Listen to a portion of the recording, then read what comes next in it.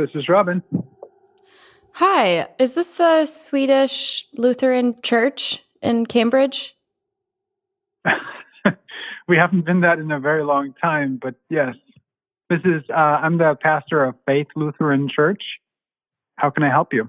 Oh, okay. Thank you. I'm working on a story about Pastor Henning Jacobson. Yep, I'm sure this is about vaccination. Yes. A while ago, producer Gabrielle Burbet cold called a church in Cambridge, Massachusetts, in search of the origin story of an argument we're all having right now. President Joe Biden just announced that 2/3 of American workers are going to be required by law to get the COVID vaccine. That's 100 million workers, including public and private sectors. Several governors and the chair of the Republican National Committee are already calling this unconstitutional. And at least one state already sued. We are poised for a big legal battle over vaccines. And this isn't the first time we've seen something like this in our country. You might say the battle started in this church 100 years ago. Thank you for talking to me. This is like such a random call. Sure, no. I love this kind of stuff. Where the current pastor picked up the phone. Are you in the church now? Yeah. This is our organist practicing. I just put on my mask. We have a very talented organist. Here, listen.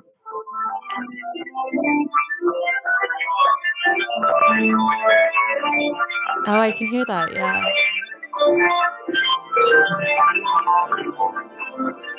The original pastor of this church was a guy named Henning Jacobson, who took a personal and very public stand over vaccination in 1902. What are you seeing right now? I see two portraits of Henning Jacobson leaning against the wall. He looks like he's got like wild hair and a wild beard, kind of. I think he was kind of like a fire and brimstone sort of preacher. He's dignified, I would say. Dignified. Sort of asking, what are you going to do with me? And I'm like, I don't know, Henning. I don't know, man. I mean, it's almost a little bit unfortunate that, the thing, if you Google his name, the first thing that pops up is Henning Jacobson versus the state of Massachusetts, which is in some sense, I suppose he was the first anti-vaxxer.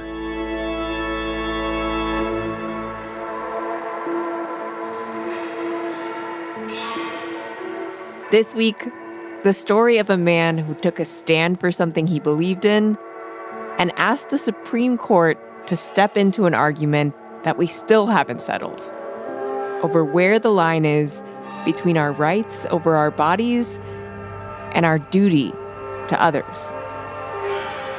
I'm Julia Longoria. This is The Experiment, a show about our unfinished country.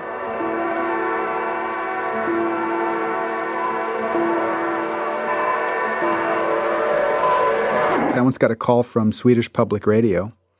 Did you know there was such a thing? I didn't. Being the current pastor of a church that was founded by an anti-vaxxer is a bit of an odd thing for Pastor Luchahan. Am I saying that right, by the way? Luchahan? Yeah. Cool. It's German. Because of the history, people call the church with certain expectations. I think they called me thinking that ours was like a anti-vaccine church or something like that.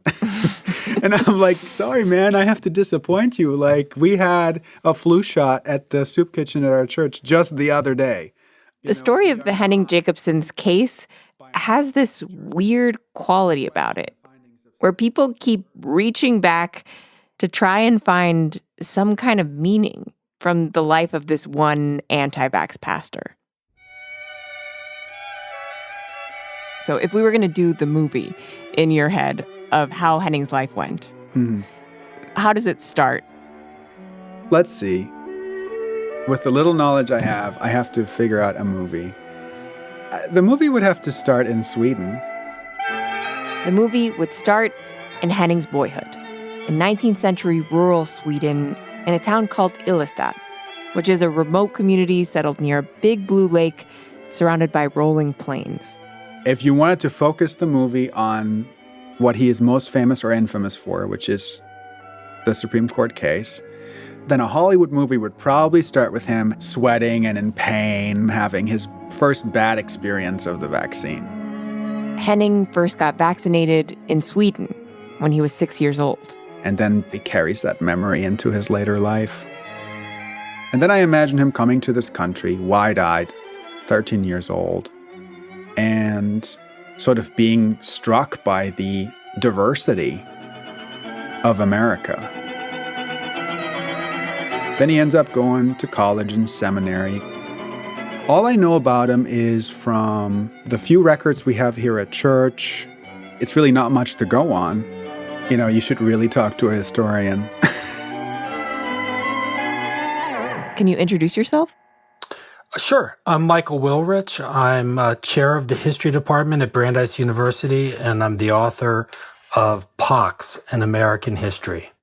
Professor Wilrich has his own version of the Henning Jacobson biopic. I would open with him going down to the docks in Boston. A grown Henning Jacobson would take frequent trips from his home in Cambridge down to the city of Boston. Waiting as immigrant ships came into the harbor, meeting the Swedish immigrants who came off those ships and finding jobs and housing for them, and basically being a kind of working class minister. He just worked on building this community of people from scratch, gathering people together.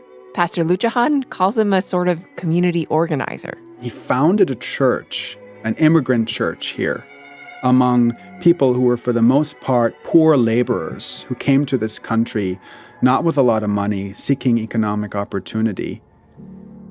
In 1901, there's a smallpox outbreak in the northeast of this country. Smallpox was one of the most deadly diseases the world had ever seen at that point. It would result in fevers and oozing sores that would sometimes cover people's entire face and body. It was the same disease that European settlers brought to North America in the 17th century when it killed Native American populations and many, many people. 200 years later, there were still outbreaks in major U.S. cities. And in 1901, Cambridge was in the middle of one of those outbreaks. It was part of this wave of epidemics across the nation. So the city of Cambridge decided to make vaccination mandatory. They're very diligent about it. They go door to door. And I guess Jacobson was sufficiently prominent because of his role as a minister in the community that the chairman of the local board of health came to his door and knocked on his door and, offered / asked / demanded that he be vaccinated. And Jacobson refused. He refuses because he believed that it was his right to refuse vaccination. He's like, nobody can tell me what to put in my body. Part of the reason for that was that he had had some adverse side effects taking vaccines previously, and I think his son did as well. And so I imagine he was probably scared by that experience and he didn't want to live through it again. Was there good reason for people to be scared or skeptical of vaccines? There was pretty good reason. Public health departments would send out teams of vaccinators, very often in the middle of the night, into tenement districts, usually inhabited by, immigrant working class people. They go door to door on these sort of vaccine raids. And they'd inspect the arms of everyone who lived in these homes to see that they had been recently vaccinated, that they had a kind of vaccine scar on their upper arms. In his own community of Cambridge, people are jumping out of windows and running the other way or getting doctors to sign phony vaccination certificates. I found one episode in the historical record from Kentucky where the vaccinators went into an African-American neighborhood of this community and ordered everybody to get vaccinated, and those who refused were handcuffed and vaccinated at gunpoint. Wow. There was outright violence used to compel people to be vaccinated. And Jacobson certainly would have been aware of that. I mean, call me an anti-vaxxer, but that sounds really extreme. It's the very extreme edge of this. Though most Americans did accept vaccines at the time, this kind of forcible vaccination was part of the reason there was a healthy transatlantic anti-vaccination movement already in motion. Every local community of any significant size might have an anti-vaccination league or society. Typically, they'd form during an epidemic or during some period when compulsion was on the rise. They'd meet in small meeting places. They would publish leaflets that they'd circulate on the city streets. Jacobson attended at least one anti-vax meeting, but he wasn't officially part of the movement. All he did was, for himself, refuse to get vaccinated. This sort of set this chain of events in motion, in which he ended up being brought before a local criminal court, and the charge was the crime of refusing vaccination. And eventually, a team of lawyers took on Jacobson's case and fought it in court. The question of the case was whether Jacobson could be fined $5 for refusing to be vaccinated. To help us understand Jacobson, the case, we called law professor Wendy Parmet. One of my strange pandemic outings over the summer was in search of the graveyard of one of Jacobson's lawyers. She lives in Boston, where she's the director of Northeastern's Center for Health Policy and Law. I think I found what is his tombstone only a few miles away from my house. Really? And I went, wow! And then, nobody else knows what the hell I'm doing. But it was something to do on a pandemic Saturday, right? She is completely obsessed with this case, dedicated much of her career to understanding it. Jacobson, to me, is this incredibly rich case. It is so Delphic. Delphic? As in a Greek oracle? Yeah, in the sense that different people read it differently because you can see in it what you want to see in it. And I think, as with many texts, we bring our own worldviews into what we see in Jacobson. You can see this in the arguments that Jacobson's lawyers made. They were all over the map, laying out almost like a menu of options for why someone might object to a vaccine. They sort of threw the whole constitutional kitchen sink at this case. They argued that vaccination was dangerous, that compulsion was unnecessary, that this was a violation of every individual's right to make choices about their own bodies. Religious ideas also made their way into some of their arguments. There's a lot of religious terminology in the briefs. I don't have the exact quote up. My computer went to bed.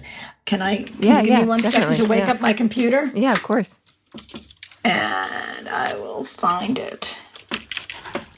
Okay, so this is from the brief before the Massachusetts Supreme Judicial Court, filed on behalf of Jacobson, asked, quote, "Can the free citizen of Massachusetts, who is not yet a pagan nor an idolater, be compelled to undergo this rise and to participate in this new, revived form of worship of the sacred cow?" What? As in vaccines are a worship of the sacred cow? Well, there was this view. The word vaccine itself is from the Latin for cow. The word vaccine comes from vaca, or cow. Cows were a key part of the first vaccines ever made for smallpox. A country doctor might keep a cow on hand for the purpose of producing vaccine. Scientists found that people who were exposed to cowpox from cows had immunity to smallpox. Smallpox vaccine as material was live viruses taken from oozing sores on the bellies of calves. Vaccines and their precursors injected the material from boils. The pus. And put it under the skin of somebody who had not had smallpox. I'm probably telling you more than you want to know. That just, opened up a new room in my brain. I had no idea And you can find similar language in contemporary anti-vaccinationist websites. It's pagan. You're putting something of the cow in you. You're worshiping the cow in the revering of vaccination. Wow. This fear and anger towards vaccination goes way back. This sense that it is somehow unnatural and ungodly goes way back. These are the arguments that Jacobson's lawyers made to a judge, but the court struck all those arguments down. Jacobson lost his case at the local level, and then his lawyers appealed all the way to the Supreme Court. Jacobson is the first case where the Supreme Court took a claim of sovereignty over one's body in terms of medical treatment seriously. This was one of the first times the court was presented with this big question. Where do our rights over our bodies end and our duty to the common good begin? And for Jacobson, the question was, could he be fined for choosing his rights over his own body over his duty to the people of Massachusetts? The court held that he could be. The Supreme Court said, yes, Jacobson, you have to pay the fine. The court's decision was really pretty interesting. Historian Michael Wilrich again. The opinion of the court was written by Justice John Marshall Harlan, who was a Civil War veteran. And for him, it was clear that this case was a legitimate exercise of the police power of the state. Smallpox was extremely dangerous, and he insisted that by the same logic that a government can raise an army to prevent a military invasion and can compel individual citizens to take up arms and risk being shot down in the defense of their country, by that same sort of rationale, the government can fight off a deadly disease and demand individuals to be vaccinated, even if it violated their sense of personal liberty or conscience or whatever. When there is a virus or some other disease coming in, personal liberty has to take a backseat to public safety. Pastor Robin Luchahan again. And this is a sticky and tricky thing to argue and to try to get right. And it turns out that he was on the losing side of history there.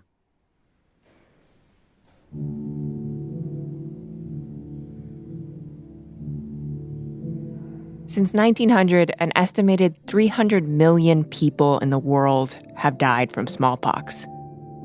It was because of these mass vaccination campaigns that the very last known natural case of smallpox was recorded in 1977. It's the first human disease to have been completely eradicated from the planet because of vaccines. There was this very short period, this wisp of history, where humanity thought we had conquered infection. After the smallpox outbreak that Jacobson lived through and the influenza pandemic of 1918, there weren't very many large epidemics in the U.S. until 60 years later, when we started to battle AIDS. We just sort of assumed that contagion was only the stuff of horror films and movies. It was behind us. Once you recognize contagion's ubiquity, you realize that so much of human history has been forged by battles over contagion. Contagion and epidemics have brought out the best in humanity and the worst in humanity. Contagions have been the excuse for so many atrocities in the world and so much discrimination. Witches were, plague came and Jews were killed and witches were burned, and we see this throughout history. And so it's a very delicate balance. Contagion brings out fear in all of us. In the times we're living right now, it's not hard to get inside of Henning Jacobson's head when he refused the vaccine. He did it because he was scared. I think I mentioned Henning Jacobson and his legacy in my sermon. Pastor Luchahan has thought a lot about Jacobson's fear. At the very beginning of coronavirus, when everything was just starting to shut down, he thought about what to say to his congregation. He didn't want them to be afraid. And so he preached about a story in the Bible that he thought could help. It was about how, there are these poisonous snakes. In the book of Numbers, God sent down a plague of poisonous snakes on the people of Israel. The disobedient people of God wandering through the desert are punished by God. And Moses, who was chosen by God to lead these people through the desert, watched as deadly snakes killed them, one by one. They were dying in droves, and people were terrified. And then Moses does this strange thing where he has a bronze snake made, and he puts it up on a pillar, and he displays it in front of everyone. And everybody who looks at the bronze snake on the pillar gets healed. So that's the story. Okay. And there's a number of different ways to interpret that. Yeah, I'm like, what's the message of that? What's the message? Right. The healing is going to come from the poison itself. How do the people bitten by the snake get healed? By looking at an image of the very snake. I also mentioned to the congregation, it's also reminiscent of a very famous image that we see so often in medical sciences, which is also a serpent around a staff. Right. This idea that somehow the deadly poison of the snake is also a way to unlock the possibility of healing. And it's come true in modern vaccinations. Most of the way we get vaccinations is by somehow altering the disease itself. And ironically, injecting the disease into a human being. I mentioned Henning, and I said, look, this is not just true about medicine, this is true about a lot of our lives. Do you want to overcome your deepest fears and your most profound hang-ups? Well, often it is by actually going to the root of where they come from and facing up to them, rather than running away from them. You can't keep running away, you got to go back to where the disease started. And that's where the key is.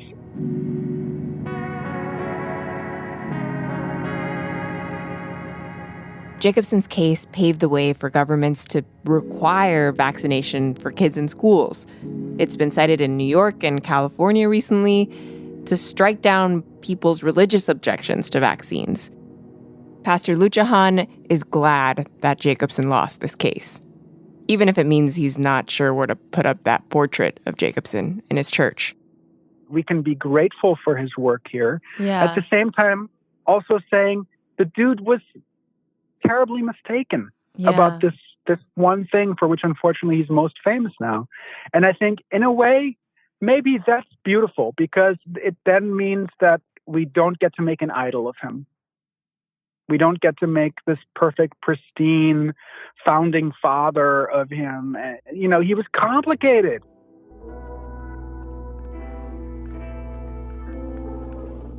Henning Jacobson was complicated. And so is the legacy of his case. 20 years after his case was decided, the government used the same argument that it used against Jacobson to make one of the darkest, most infamous decisions in U.S. history. Have you heard of Buck v. Bell? No. Tell me about it. That after the break.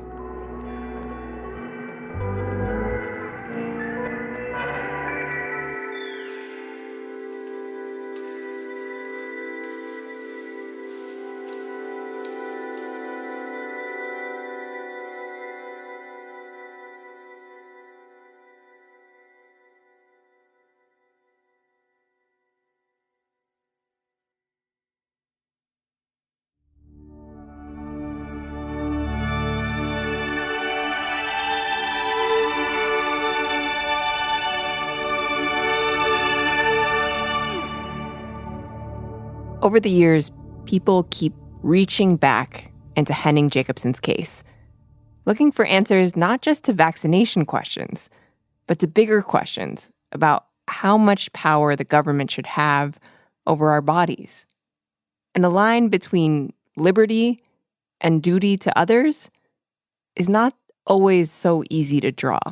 It's just an incredibly complicated legacy because on the one hand, you want governments to be able to respond quickly and effectively in the public interest during a deadly epidemic.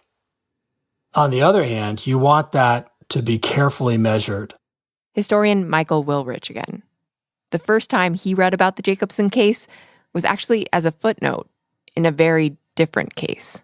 I knew about this case because I had written a earlier book that dealt a lot with eugenics. And Jacobson, the case, was the only precedent cited by the U.S. Supreme Court in 1927 in the case of Buck versus Bell. Buck versus Bell is, one of the sort of scariest U.S. Supreme Court decisions of all time. At the center of Buck versus Bell is a woman named Carrie Buck. She was born in 1906, 1 year after the Supreme Court handed down Jacobson's case. Carrie was just 3 years old when her mom, Emma Buck, was institutionalized for being, quote, feeble-minded and sexually promiscuous. Her dad wasn't in the picture, so officials put Carrie in foster care with a family called Dobbs. She stayed with that family for 14 years until one day she learned that she was pregnant. She said that Dobbs' nephew had raped her, but the family put her in an institution, the same one where her mom was. The baby, Vivian, was born in 1924. In that same year, Virginia passed a law that allowed the forced sterilization of people who were unfit or, quote, afflicted with hereditary forms of insanity that are recurrent. The institution where Carrie and Emma were living chose Carrie as the first one to be sterilized. Carrie got a lawyer and took her case to the Supreme Court. The opinion was written by Justice Oliver Wendell Holmes Jr. Oliver Wendell Holmes writes an opinion that's just very painful to read today. It's a short, pithy, appalling opinion. He said that, in the most famous line in that case, 3 generations of imbeciles are enough. The court ruled that the state did have the power to sterilize Carrie Buck against her will. It's just a horrific opinion. And his only citation in that case is Jacobson versus Massachusetts. Can you walk me through the logic there? How do you get from, yes, the state can vaccinate you in a smallpox epidemic, to you can sterilize a woman against her will? Well, it's the dangerous far end of the idea that we need to sacrifice ourselves for the common good. This is the eugenicist opinion, and it assumes that her children would be equally degenerate, equally impaired mentally. To be clear, none of this was true. None of this was true about her. To Justice Oliver Wendell Holmes' point of view, Jacobson stands for the proposition that people need to sacrifice their individual, we all need to give up something for the common good. He talks about how the best people are conscripted into the army to fight for the nation, and giving up your fallopian tubes is no big deal.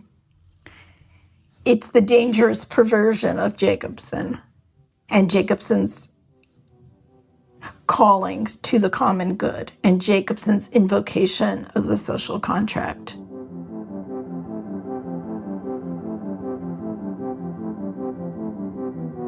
Right now, some justices on the Supreme Court are downplaying the importance of the Jacobson decision, questioning why we're still turning to an over 100-year-old case in our current pandemic. There are certainly reasons to question the legacy of Jacobson and how much it should apply to our lives today. But Wendy says she worries if you throw out the opinion altogether, that could be dangerous too. It could roll back things like school vaccine mandates that Jacobson made possible. It all remains a delicate balance. Pastor Lujahan had always seen this case as straightforward. Jacobson was wrong, Supreme Court was right. He didn't know about the more complicated legacy of Jacobson. Tell me about it. So Jacobson's case was cited in this ruling. Basically, it said that there was a state interest in cutting fallopian tubes of someone. I did hear about this. Yeah, forced sterilization of people who had mental illnesses. Or... Yeah, can I read you a Supreme Court a little excerpt from the Supreme Court ruling? It says, the principle that sustains compulsory vaccination is broad enough to cover cutting the fallopian tubes. And then it references Jacobson v. Massachusetts. And then the opinion goes on to say, 3 generations of imbeciles are enough. Oh, my goodness. That's heartbreaking. The case was used in one of the most infamous Supreme Court cases we've ever had. Wow, I didn't know that. That makes me see his case in a different light, honestly. How so? Because I think movements like eugenics that sort of deny the full dignity and personhood of people who are different in any way is just so obviously, for me, against what society should stand for. You know, I'm from Germany, and so my grandfather's generation was part of the movement that did just that to all kinds of people, dissidents, people who had cognitive disabilities, Jews. We see in many forms of dictatorship that this pattern keeps coming back. Like you want to create this ideal world that doesn't have the undesirables in it. A part of me, I mean, I'm speaking completely personal. I'm not speaking for anybody here, but like a part of me, my basic attitude would be like, I can see how in a pandemic as scary as smallpox or epidemic, as the case may be, that a government would decide, okay, we got to vaccinate everybody. I can see that. I can see that case for public health being made. I, of course, absolutely cannot see a public health argument for forced sterilization of any group of people. And I'm appalled that one could go from one to the other, but I suppose I can see. I suppose, in a sense, it's the same question of personal liberty versus public safety, but then the question is like, who gets to say what public safety is? That's messy. That's real messy.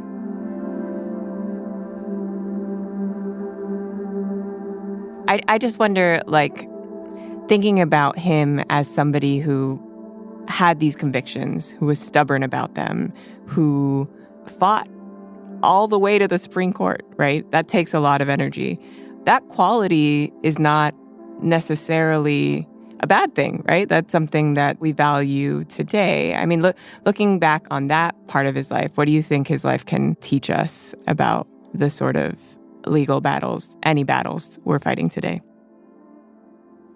I don't know, because right now we're in a historical and cultural moment, especially in this country, where a lot of people are taking stances and being quite intransigent about their stances.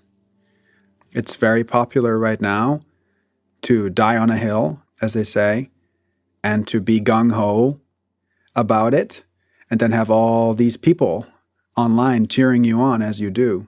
My goodness, if Henning was doing what he did today, how many people would stan him online, right? Like, how many people would it be out there just like doing Kickstarter fundraisers for him and all kinds of stuff? I'm almost kind of grateful that that wasn't possible back then, because who knows? That kind of stuff can go to your head. That kind of stuff can just totally change the direction of what you originally intended to do. I want to make a case for actually less gung-ho intransigence, less dying on a hill, less stubbornness in defending causes, and more listening, assuming the best about the other person's intention. Try to understand what they're doing, why they're doing it, what they're going through, and then try to make some sort of judgment. And there's plenty little about that happening right now, unfortunately.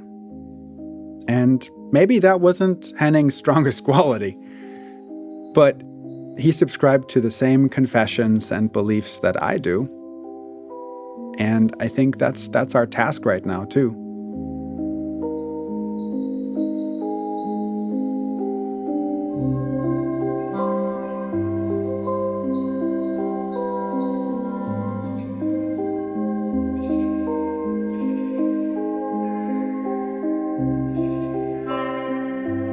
This episode was produced by Julia Longoria and me, Gabrielle Burbet, with editing by Catherine Wells. Fact check by Will Gordon. Sound design by David Herman. Music by Tasty Morsels.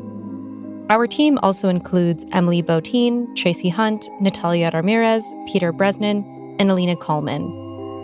If you're enjoying the show, please take the time to rate and review us on Apple Podcasts or wherever you listen. The Experiment is a co-production of The Atlantic and WNYC Studios. Thanks for listening.